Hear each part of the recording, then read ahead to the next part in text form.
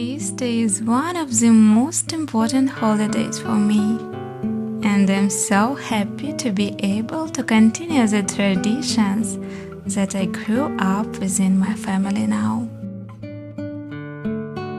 One of the most important Easter traditions in Ukraine, where I am from, is making traditional bread.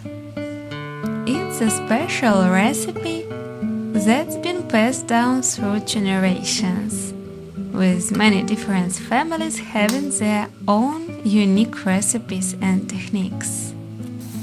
To make the bread, I first start by making the dough in the evening. These cakes require homemade ingredients, such as natural eggs, homemade butter, and homemade sour cream and milk. I got everything I needed from my neighbor who owns a cow. And let me tell you, the taste is completely different from store-bought food.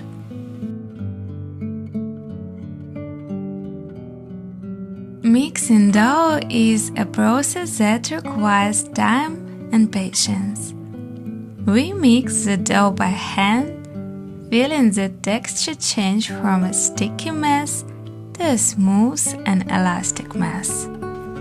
I spent about an hour in the kitchen mixing the dough and let it rest overnight in a switched-off oven. This was a crucial step in the bread-making process, as it allowed the dough to ferment and develop its flavor. I decided to add candied fruit and dried fruit to some of my cakes, and even pour them overnight with whiskey. It adds a nice depth of flavor to the cakes. The next morning, the dough had risen beautifully and was ready to be shaped and baked.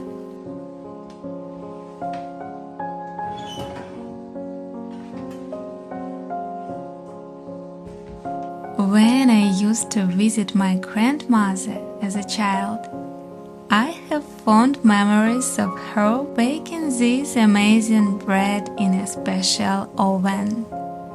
It had such a unique taste that I'll never forget. Unfortunately, those old-fashioned ovens are not common anymore. But whenever I bake that same bread recipe now, it takes me back to my childhood and those happy memories for a little while. I love this process because it's very meditative for me. Mixing the ingredients together, feeling the texture of the dough in my hands, it's very calming and therapeutic.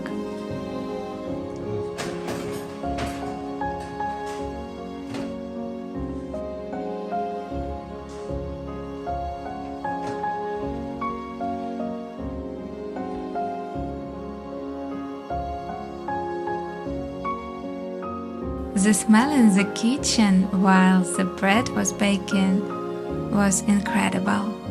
It's amazing how a simple thing like baking bread can evoke so many happy memories and feelings of warmth.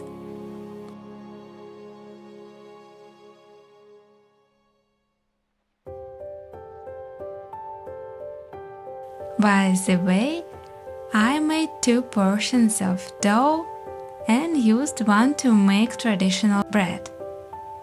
For the second portion, I made rolls with jam, which is also a traditional recipe.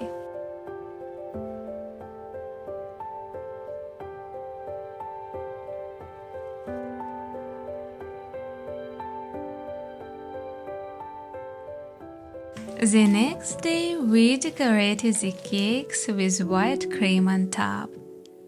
Decorating cakes is a bit of a time-consuming process that requires some patience, but it's definitely worth it in the end. My daughter had a blast decorating half of the cakes herself.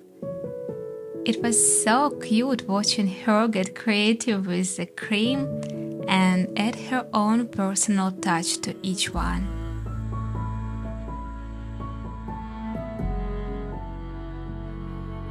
And we finally finished decorating all of the cakes. They look beautiful with their white cream tops and colorful sprinkles. Another Easter tradition in our family was coloring eggs. My daughter loved this tradition, and it was heartwarming to see her get so excited about it. I wanted to use natural dyes to color the eggs, but it takes at least 4 hours and I didn't have that much time. However, in the end, traditions was more important than the type of dye used. So we used regular dyes and had a blast. It was moments like these that made our family traditions so special and heartwarming.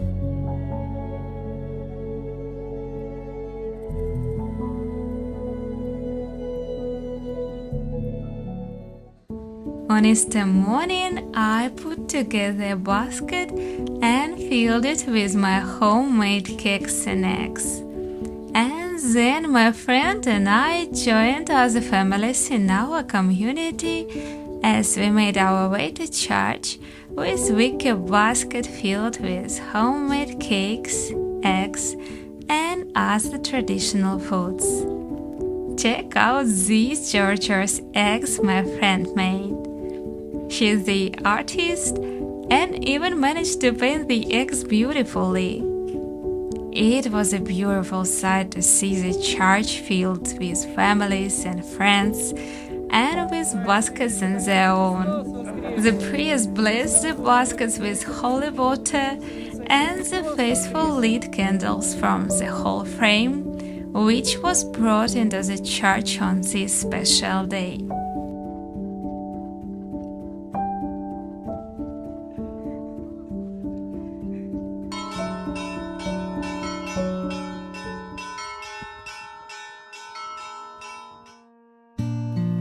After the blessing, we took our baskets home and I went to my mom's house to wish her a happy holiday and enjoy some Easter traditions, including eating eggs and cakes.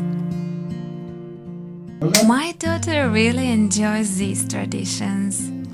First, we breaking eggs on each other, and then she went on a hunt for the chocolate eggs that the Easter Bunny left for her.